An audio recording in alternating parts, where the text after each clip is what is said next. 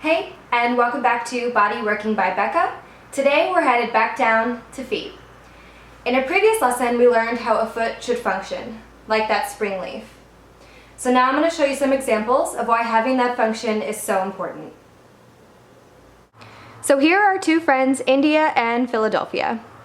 This one is from Philly, this one is from India.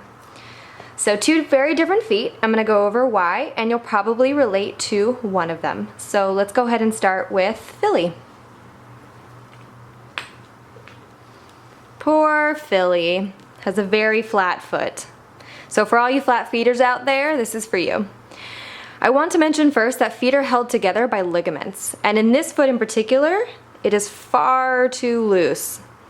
The second piece of information about this foot, or I should say feet in general, are the arches. So these three bones make up the inner arch, these two bones make up the outer arch, and all the way across is the transverse arch.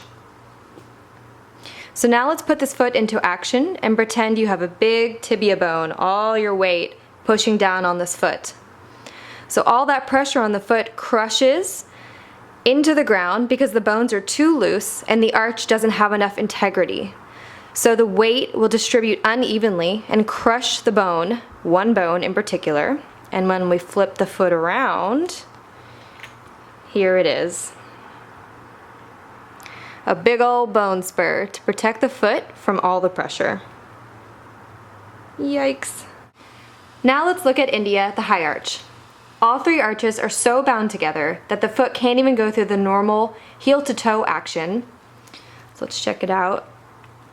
And this is not just the way the foot's put together. As you can see, the arches are incredibly wound up. And this is what he would be walking like. And as you can see, he cannot do the heel-to-toe range of motion. He gets very caught down here. And the problem is, if you do this all day on this foot, it's like walking on stilts. You have to balance. So the foot continues to compensate all day long back and forth, which creates a lot of strain on the bottom of the foot. So just like strumming a guitar string, eventually your fingers will get calluses, and because of that consistent strain on the bottom of the foot, of the back and forth, it made a heel spur. Okay, so now that we've talked about two different types of feet, you can probably relate to at least one of them, but even if you can't, I'm now going to show you a super great remedy that's really cheap and a great way to help your foot out if you do relate to any of those problems, and even if you don't, this is great preventative. So, this is a pool noodle. That's right, from the dollar store, the pool noodle. I actually cut it to the size of this PVC pipe. All you do is put the noodle and the pipe together. And this is actually better than anything that you can buy currently on the market. And the reason for that is because this noodle allows you to put all the pressure on your foot, and so it doesn't actually crush your foot. Whereas if you use something more like this, which is pretty traditional, it tends to crush your foot. And also, you know, when I give clients homework to do this traditionally, all they come back and say is that their feet were really sore. So we decided to do this instead, and it solved the solution. So now I'm going to show you a demonstration on the difference of what it looks like actually on the foot. So let's do it.